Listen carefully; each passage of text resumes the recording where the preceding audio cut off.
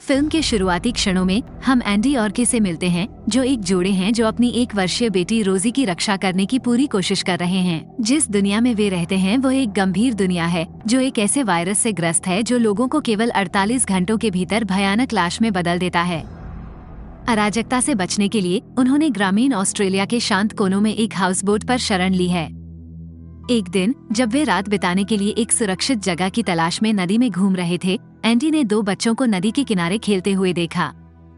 वो हाथ हिलाता है और उनके साथ बातचीत शुरू करने की कोशिश करता है, लेकिन उनके पिता, जो अपने पास रिवॉल्वर लिए हुए हैं, एक सावधान व्यक्ति हैं, एंडी को देखते हैं और उसे आगे बढ़ने का संकेत देते हैं। ये परिवार समुद्र से सामान इकट्ठा करना पसंद करता है, जमीन पर जाने से भी डरता है। जैसे जैसे समय बीतता है कि एक चिंताजनक मुद्दा सामने लाती है। उनके पास खाद्य आपूर्ति कम हो रही है और उनका मानना है कि उन्हें बेहतर प्रावधानों के लिए अंतर्देशीय यात्रा का जोखिम उठाना चाहिए।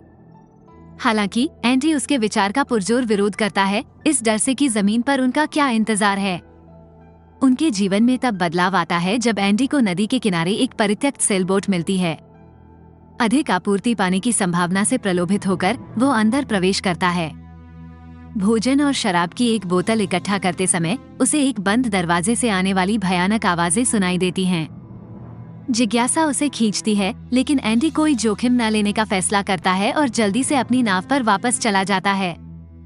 वह सामान के को सौंप देता है, जो भोजन पर संदेह करती है।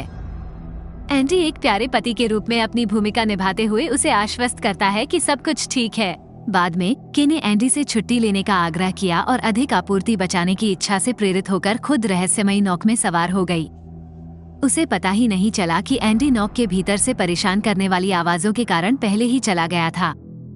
दुख की बात है कि उसे एक अज्ञात संस्था, संभवतः एक ज़ोंबी, ने खींच लिया और काट लिया। जैसे ही एंडी रोजी के रोने की आवाज सुनता है, वो चिंतित हो जाता है जब वो की तलाश में जाता है और फर्श पर खून के धब्बे पाता है। वो अंततः के को शौचालय में पाता है, जो उसके घुटने पर काटने के निशान से रक्तस्राव को नियंत्रित करने की सख्त कोशिश कर रही है।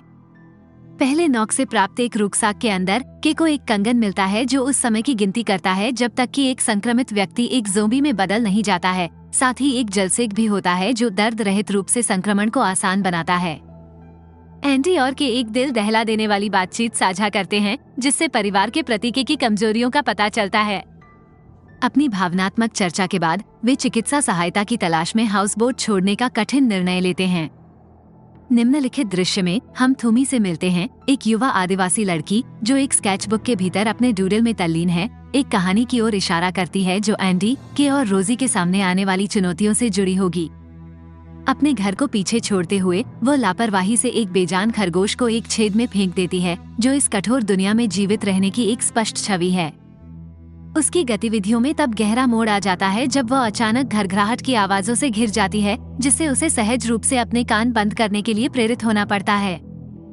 ऐसा प्रतीत होता है कि वह नीचे छिपी कोई अशुभ चीज खिलाने की कोशिश कर रही है। इस बीच एंडी और के की नजर पास की एक कार पर पड़ती है, जो सर्वनाश के बीच उनकी आशा की किरण है। जैसे ही वे तेजी से आगे बढ़ते हैं, एक अथक ज़ोंबी से बचकर वे एक संक्षिप्त राहत लेने का फैसला करते हैं।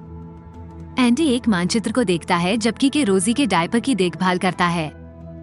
एक हृदय विदारक क्षण में के यह अनियंत्रित होकर खून की उल्टी करते हुए फर्श पर गिर जाता है। एंडी हरकत में आ जाता है, उसका दिल तेजी से धड़कने लगता है क्योंकि उसे पता चलता है कि एक ज़ोंबी में भयानक परिवर्तन से गुजर रहा है। इस अराजक मंच के दूसरे हिस्से में थूमी को सांप को एक बिल में फेंकने की अपनी रस्म को दोहराते हुए देखा जा सकता है, लेकिन इस बार वहाँ एक भयानक सन्नाटा है जो उसे हिलाकर रख देता है। के साथ वापस आकर वह होश में आती है, अपनी हालत और उसके घाव से निकलने वाले पीले कीचड़ से भयभीत होती है। वह एंडी पर अपना डर और गुस्सा प्रकट करती है और उस पर उसकी बिगड़ती स्थिति के बारे में सच्चाई छिपाने का आरोप लगाती है। उनकी प्राथमिक चिंता उनकी प्यारी बेटी को संक्रमित करना है। कठिन परिस्थितियों के बावजूद एंडी के को शांत करने में सफल होता है और उसे अपने पीछे चलने के लिए मनाता है। उसे भागने से रोकने के लिए दृढ़ संकल्पित होकर उसने कार के दरवाजे के हैंडल को तोड़ दिया। हालांकि सड़क पर एक अजीब से दिखने वाले अजनबी ने एंडी का ध्यान भटका दिया, जिससे एक पेड़ से उसकी विनाशकारी टक्कर हो गई। घंटों बाद एंडी को होश आता है और वह के को जगाने की कोशिश करता है, लेकिन पाता है कि वह एक भयानक ज़ोंबी में तब्दील हो गई है। उसके चेहरे पीले मवाद से खराब हो गए हैं। जब वो रोजी के साथ भागने का प्रयास करता है तो उसके मन में भय व्याप्त हो जाता है। संघर्ष में आजादी की चाहत में के द्वारा उसे काट लिया जाता है। कई प्रयासों के बाद एंडी सफलतापूर्वक के को एक इंजेक्शन लगाता है। अपने बच्चे की सुरक्षा के लिए दृढ़ संकल्पित होकर वो के टाइमर ब्रेसलेट को अपनी कलाई पर रखता है और रोजी को अपनी पीठ पर सुरक्षित रखता है। युवा लड़की अपनी माँ के लिए रोती है, लेकिन एंडी उसे के इत्र की खुशबू से शांत करता है। एक संक्षिप्त विश्राम स्थल के दौरान एंडी की नजर अपनी पिछली दुर्घटना के लिए जिम्मेदार व्यक्ति पर पड़ती है और वो उसे एक ज़ोंबी के रूप में पहचानता है। खुद का बचाव करने के लिए तैयार वह अचानक थूमी से जुड़ गया, जो ज़ोंबी का ध्यान भटकाने की कोशिश करता है, ये खुलासा करते हुए कि ज़ोंबी उसका पिता है। वह एंडी से उससे दूरी बनाए रखने के लिए विनती करती है और फिर जानबूझकर एक चट्टान से उसका हाथ काट देती है, जिससे उसके ज़ॉम्बीफाइड पिता उसकी ओर आकर्षित हो जाते हैं। एक लंबे सफर के बाद एंडी को एक परित्यक्त स्कूल में जाने का रास्ता मिल जाता है, जहां उसकी मुलाकात एक सेवानिवृत्त प्रशिक्षक एटा से होती है। वो उसके घावों की देखभाल करने में हाथ बटाती है और गंभीर समाचार साझा करती है कि उसके कई पूर्व छात्रों सहित क्षेत्र के सभी आदिवासी लोग चले गए हैं। एटा ने एंडी को स्कूल में रात बिताने के लिए आमंत्रित किया। अपने प्रवास के दौरान एंडी ने पास में आदिवासियों द्वारा जलाई गई आग देखी और उसने देखा कि एक महिला थूमी से संपर्क करने का प्रयास कर रही है, जिस युवा लड़की को वो खोज रहा है। जैसे ही रात घिरती है, एंडी को ज़ोंबी प्रभाव के कारण पहली बार दौरे का अनुभव होता है, खून की उल्टी होती है और वो बेहोश हो जाता है। अगली सुबह जागने पर एंडी बाहर निकलता है और एटा से फिर मिलता है, जो उसे थूमी के पिता विली की तलाश करने के लिए प्रोत्साहित करता है, क्योंकि वो रोजी की देखभाल करेगा। वह एंडी को आदिवासियों से दूर रहने की चेतावनी भी देती है, क्योंकि उनके पास आने वाले किसी भी लाश या संक्रमित व्यक्ति को खत्म करने की क्रूर नीति है। उनकी बातचीत के बाद एंडी ने अपनी यात्रा फिर से शुरू की। रास्ते में वो रोजी को पानी उपलब्ध कराने के लिए कुछ खंडहरों पर रुकता है। जैसे ही वह तेजी से आगे बढ़ता है, उसका सामना कई लाशों से होता है, जिनके सिर जमीन में दबे हुए होते हैं। उनमें से एक उठता है और उसका पीछा करना शुरू कर देता है। भागने के लिए बेताब एंडी एक कार से टकरा जाता है, लेकिन उसकी चोरी की कोशिश को विक नामक व्यक्ति रोक देता है, जो पीछा कर रहे ज़ोंबी को रोककर उसके बचाव में आता है। विक खुद को एक टैंक के नीचे फंसा हुआ पाता है और उसकी मदद करने के बदले में वह एंडी को कार की चाबियां सौंपता है और आग्रह करता है कि उनके सुरक्षित होने के बाद एंडी को पहले उसे बचाना होगा। एंडी तुरंत सहमत हो जाता है, विक को कुचलने वाले वजन से मुक्त करता है और कार शुरू करता है।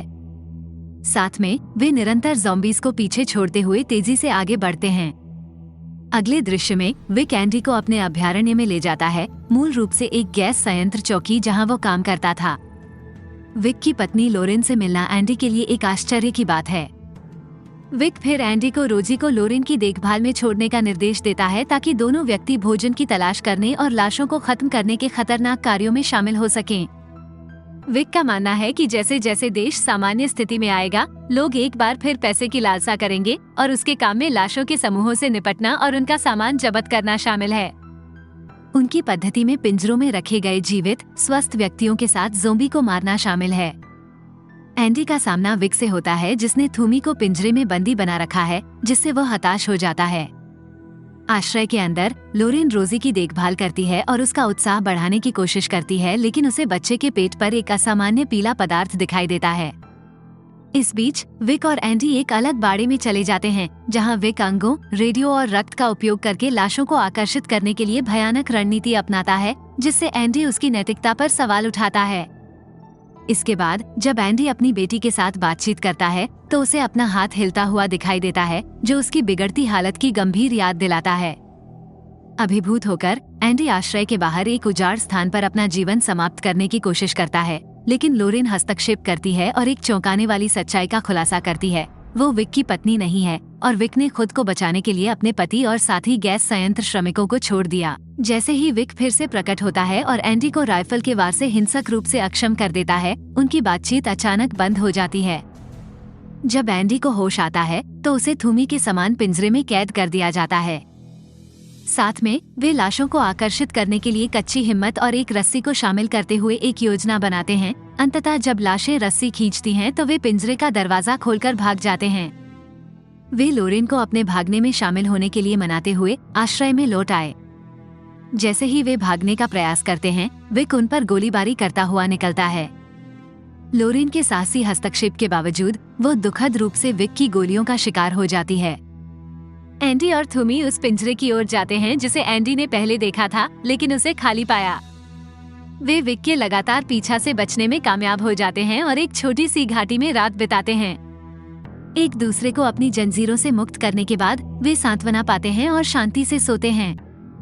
उस रात बाद में थूमी भारी सांस लेने की आवाज सुनता है और रोजी के साथ छिप जाता है, जबकि एंडी एक अंधेरी शक्ति से मजबूर होकर खून से सनी दीवार पर अपना चेहरा रगड़ता है। अगली सुबह एंडी ने थूमी को उसके पिता के अनिश्चित भाग्य के बारे में बातचीत में शामिल किया। स्पष्टवादिता के एक क्षण में एंडी ने सुझाव दिया कि उसके पिता कभी ठीक नहीं हो सकते, जिससे थूमी निराशा में बह गई। हालांकि उसका गुस्सा दिल के दर्द में बदल जाता है जब उसकी नजर अपने पिता के बेजान शरीर पर पड़ती है जो एक पेड़ से लटका हुआ है। एंडी उसे सांत्वना देने की कोशिश करता है, लेकिन उसके प्रयास विफल हो जाते हैं, जिसके कारण उसे कुछ देर के लिए वहां से चले जाना पड़ता है। एंडी की दुनिया सुलझ जाती है क्योंकि उसे पता चलता है कि उसका ज़ोंबी में परिवर्तन निकट है। निराशा से ग्रस्त होकर वह अन्य मरे हुओं की तरह खुद को दफनाने का प्रयास करता है। इस बीच थूमी अपने पिता के लिए दुखी होकर रोजी के रोने पर सांत्वना देने के लिए दौड़ती है। जब एंडी जागता है तो वह थूमी को अपने पास पाकर आश्चर्यचकित हो जाता है, जो उसे नदी तक पहुंचने में मदद करने के लिए तैयार है। साथ में वे मोटरबोट से कैंप ग्राउंड की यात्रा पर निकलते हैं, जहां एंडी ने आखिरी बार परिवार का सामना किया था। एक परित्यक्त आरवी की जांच करने पर वे पाते हैं कि इसमें कोई व्यक्ति नहीं है। जैसे ही एंडी और रोजी परिवार की खोज करते हैं, थूमी पीछे रह जाता है। एंडी पिता के साथ फिर से मिलता है, लेकिन उसे पता चलता है कि वह एक ज़ोंबी हमले का शिकार हो गया है। भरी हुई राइफल चलाने वाले पिता ने खुलासा किया कि 6 गोलियां बची हैं, जिनमें से 2 को एंडी अपने पास रख सकता है, बाकी का इस्तेमाल अपने संक्रमित परिवार के सदस्यों के जीवन को समाप्त करने के लिए करेगा। पिता को इस गंभीर कृत्य से रोकने की एंडी की कोशिशें निरर्थक साबित हुईं। जैसे ही दूर से 4 गोलियों की आवाज सुनाई देती है, पूरे परिवार का दुखद अंत हो जाता है। भारी मन से एंडी बंदूक उठाता है और अपनी जिंदगी खत्म करने के बारे में सोचता है। जैसे ही वह इस निर्णय से जूझता है, थूमी घर लौटने के लिए तैयार दिखाई देता है। वह सुझाव देती है कि एंडी उसका पीछा करे ताकि वह रोजी को आदिवासियों के पास छोड़ सके। साथ में वे पास की पहाड़ी पर सिग्नल की आग का पता लगाने के लिए निकल पड़े। उनका रास्ता उन्हें एक ट्रेन सुरंग से होकर ले जाता है, जहां विक अचानक प्रकट होता है। थूमी रोजी के साथ पटरियों पर खड़े ट्रक में छिप जाता है, जबकि एंडी विक से भिड़ जाता है, जिसके परिणामस्वरूप हिंसक विवाद होता है। हालांकि एंडी के शॉट अपना निशाना चूक जाते हैं, लेकिन स्थिति बिगड़ जाती है। उनकी झड़प के बाद विक फिर से सामने आता है और थूमी को ट्रक से खींच लेता है, जिससे वो घायल हो जाती है। अपनी असहाय अवस्था में थूमी विक को रोजी को ले जाते हुए देखती है। घायल लेकिन दृढ़ एंडी उसकी जांच करने के लिए थूमी के पास जाता है। उसे अभी भी जीवित पाकर वो विक से भिड़ जाता है और अपनी बेटी की वापसी की मांग करता है। शुरू में विरोध करने पर विक अंततः नर्म पड़ गया और अपनी पत्नी लोरेन की मृत्यु का शोक मनाते हुए रोजी को वापस लौटा दिया। अपने गंतव्य की ओर अपनी यात्रा जारी रखते हुए एंडी का एक ज़ोंबी में परिवर्तन तेज हो जाता है, जिससे उसके पास बहुत कम समय बचता है। हताश और इस डर से कि वह किसी को नुकसान पहुंचा सकता है, एंडी ने थूमी से विनती की कि वह अपनी प्यारी बेटी को हार्दिक विदाई देते हुए रोजी की देखभाल करने का वादा करे। किसी भी नुकसान को रोकने के लिए वह अपने मुंह को एक अस्थायी गार्ड से ढक लेता है, अपनी कलाइयों को सुरक्षित कर लेता है और जिस मांस को उन्होंने चारे के रूप में इस्तेमाल किया था उसे एक छड़ी पर लपेट देता है। अचानक उसकी पलकें बंद हो गईं और वो बेहोश हो गया। एंडी पूरी तरह से एक ज़ोंबी में बदल गया है, उसकी मानवता खत्म हो गई है। इसके बावजूद वह सहज रूप से छड़ी पर मांस के टुकड़े द्वारा खींचे गए दोनों बच्चों को अपनी पीठ पर रखता है। उनकी यात्रा अंततः उन्हें आदिवासी शिविर तक ले जाती है। योद्धाओं ने एंडी को पकड़ लिया, जबकि थूमी और रोजी का थूमी की मां ने गर्मजोशी से स्वागत किया। योद्धाओं में से एक एंडी पर भाले से हमला करने की तैयारी करता है, लेकिन थूमी हस्तक्षेप करता है। फिर वोके की इत्र की बोतल निकालती है और उसे आखिरी बार छिड़कती है। परिचित खुशबू थोड़ी देर के लिए एंडी को होश में लाती है, उसे याद दिलाती है कि रोजी अब सुरक्षित हाथों में है। इस मार्मिक क्षण के बाद थूमी योद्धा को एंडी की पीड़ा को समाप्त करने की अनुमति देता है। अंतिम दृश्य में आदिवासी लोगों को आश्रय की ओर जाते हुए दिखाया गया है, जहां साथी जनजाति के सदस्यों द्वारा उनका गर्मजोशी से स्वागत किया जाता है। थूमी और उसकी मां ने रोजी की जांच की और उन्होंने उसके पेट पर सफेद रंग से लिखे धन्यवाद शब्दों को देखा, जो एंडी के अंतिम बलिदान के लिए एक मार्मिक श्रद्धांजलि और उनकी कष्टदायक यात्रा में बने बंधनों की एक मार्मिक याद है।